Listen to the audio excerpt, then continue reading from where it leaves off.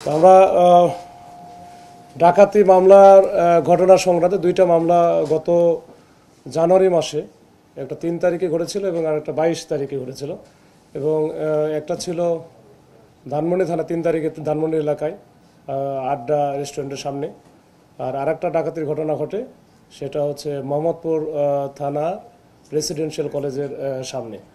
এই দুইটার modus operandi বা একই রকম একই স্টাইলে ছিল। তো এটা নিয়ে আমরা যখন মনে করলাম যে এই দুইটা যখন ঘটনা ঘটে এবং মামলা হয়, ডাকাতির মামলা হয়, এটা ঘটনাটা ছিল এরকম যে চিটাগং থেকে ট্রাকে করে বিভিন্ন মালামাল, বিশেষ করে তেল, সয়াবিনের তেল বা পাম অয়েল তেল, এগুলো নিয়ে যাচ্ছিল উত্তরবঙ্গের দিকে।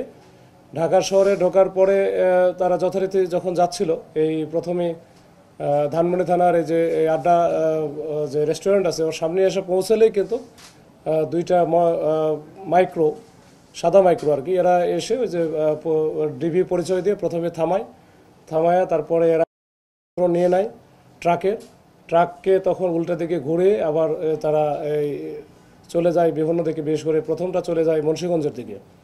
পরের যেটা ঘটনা ঘটেছিল ওই একই কায়দায় এই ট্রাকের ড্রাইভার সহ হেল্পার সহ এরা নিয়ে যায় 300 ফিটের ওখানে, ওদেরকে চেতনানাশক যে ঔষধ খাওয়ায় জোরপূর্বক ওই অস্ত্রের মুখে, বিশেষ করে চাকু এবং ছুরির মুখে ওদেরকে ফেলায় দিয়ে এরা ট্রাক নিয়ে চলে যায়। তো পরবর্তীতে আমরা মামলা হওয়ার পরে এই ট্রাক দুটো উদ্ধার করা হয় পরিত্যক্ত অবস্থায়। এটা দুটোই পরিত্যক্ত অবস্থায় উদ্ধার করা হয় মোটামুটি মাওয়াঘাট বা মুন্সিগঞ্জের ওই এলাকায়।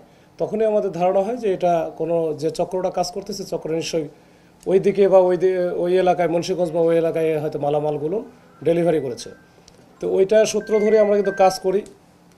আমরা তথ্য প্রযুক্তি এবং স্থানীয় যে গোপন সংবাদ, এই দুইটার ভিত্তিতে মূলত কাজ করা শুরু করা হয়। শুরু করে একটা পর্যায়ে আমরা গুরুত্বপূর্ণ তথ্য আমরা উদ্ঘাটন করতে পারি, যে সাথে কারা কারা ছিল শনাক্ত করি আর কি।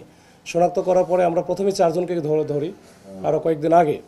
তো ওই 4 জনের কাছ থেকে আমরা মূল যারা এর সাথে আরও যারা ছিল তাদেরকে আমরা খুঁজতেছিলাম। মেইন যারা ছিল, বিশেষ করে এখানে জাকির নামে একজন আছে, ওর নামে প্রায় 20-এর অধিক মামলা আছে এবং সে এটা টিম লিডার, জাকির হাসান ওরফে তৌহিদ।